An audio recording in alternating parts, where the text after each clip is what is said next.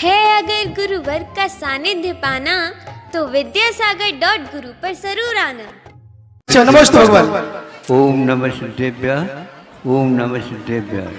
अहिंसा परमो धर्म की आचार्य गुरुवर श्री कुंद कुंद भगवान की जय। आचार्य गुरुवर श्री ज्ञान सागर मुनि महाराज की आचार्य गुरुवर श्री विद्यासागर जी महामुनि राज की जय।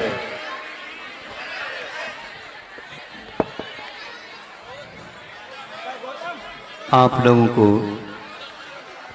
कुछ बातों के ऊपर विश्वास नहीं होता अथवा कारण नहीं समझ में आता है तो कार्य को देख करके लगता है कि जीव का कोई चमत्कार होगा या उन कहना चाहिए जादू टोना होगा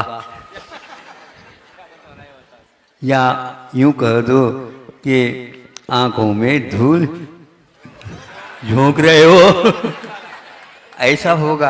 आखिर इसके अलावा और क्या बताओ।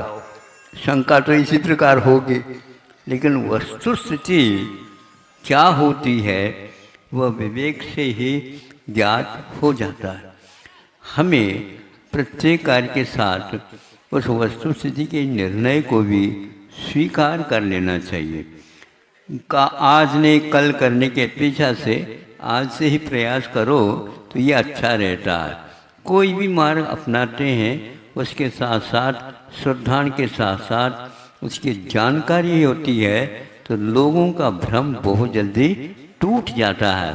आप तोड़ना चाहते हैं लोगों का भ्रम टूटेगा नहीं। जब भ्रम टूट जाएगा तो फिर आप हैरान हो जाओगे और सारे के सारे बहुत आगे बढ़ जाएंगे। कहाँ बढ़ जाएंगे तो यह दो महिला बेटी हैं और सोच रहे हैं बहुत दिन की वो बिछड़ी हुई थी और वो मिल गए। मिलने के उपरांत वो बातचीत होते हुए एक कर्म सिद्धांत को मानने वाली थी और एक तो यूं ही कह करके अपने चलाती थी, लेकिन आस्था तो उसकी भी थी।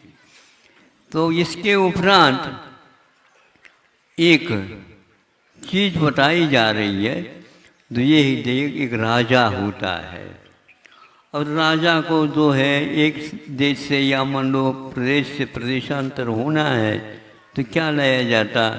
सर्वप्रथम फिर उसे हाथी पर बिठाया जाता या घोड़े पर बिठाया जाता।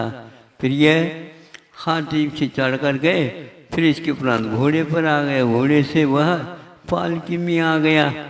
नहीं समझे, इस ढंग से आ जाता। फिर जब वह राजा उतरता उससे नीचे उतरते ही वहाँ पर 4-5 व्यक्ति उनके पैर दबाने लग जाते।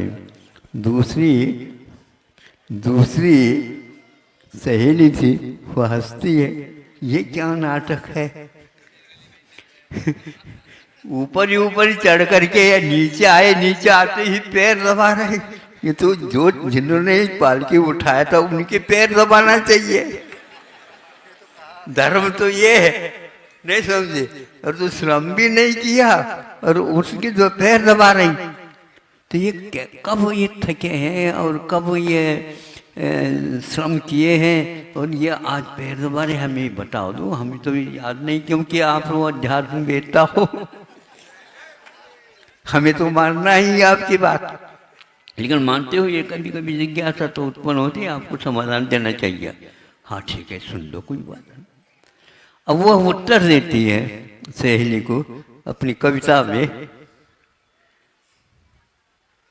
भूसूतो भूको मरो, भूसूतो भूको मरो, कीना उग्र विहार, तब के थाके हे सके अभी दबावत पार। उसने कहा था पहले हाथी चढ़ घोड़े चढ़े बैठ पालकी माए, कब के थाके हे सके अभी दबावत पाओ।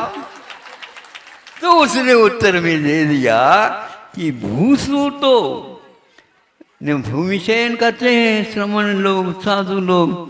भूसूतो भूको मरो ने यथावत भोजन नहीं पेट्रोल दे करके काम चलाओ तो भूखो मरो।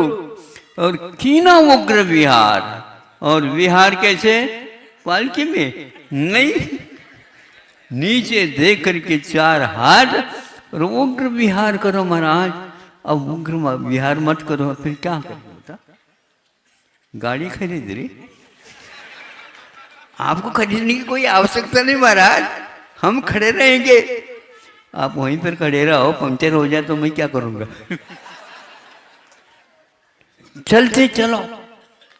तो इस प्रकार जो व्यक्ति तत्व ज्ञान, अध्यात्म, वैराग्य ये रखता है तो उसके लिए कोई समस्या नहीं आई।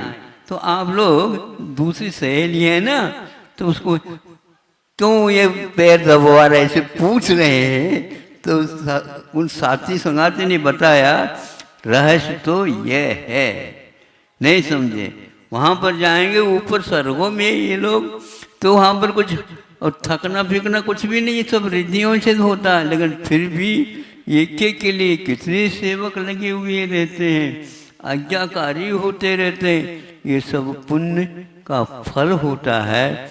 इसमें सम्यक दृष्टि कभी रुचि नहीं लेता, किंतु यह रहस्य की बात है। जैसे जैसे अध्यात्म की निकटता आएगी वैसे वैसे यह भोग विलासता की सामग्री आपके पैर चूमने के लिए आएगी, लेकिन आपकी दृष्टि तक उस ओर। इसलिए यदि जा रही हो तो बंद कर दो। हाँ, अध्यात्म तो उसका नाम है। बुंदेलखंड में सागर केंद्र में है, इसलिए इस केंद्र से उसी प्रकार का प्रसारण होना चाहिए। बाकी सब बातें जो सुनते हैं होना नहीं होना चाहिए। अहिंसा परमो धर्म की। आचार्य गुरुवर्षी विद्यासागर जी महामुनि राज की, समस्त आचार्य संघ की।